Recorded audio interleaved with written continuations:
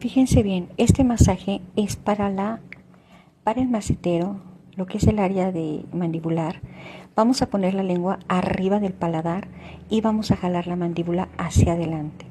Este es gimnasia facial y es maravilloso porque descontractura el macetero y es maravilloso, y aparte la papada la disminuye. Es impresionante.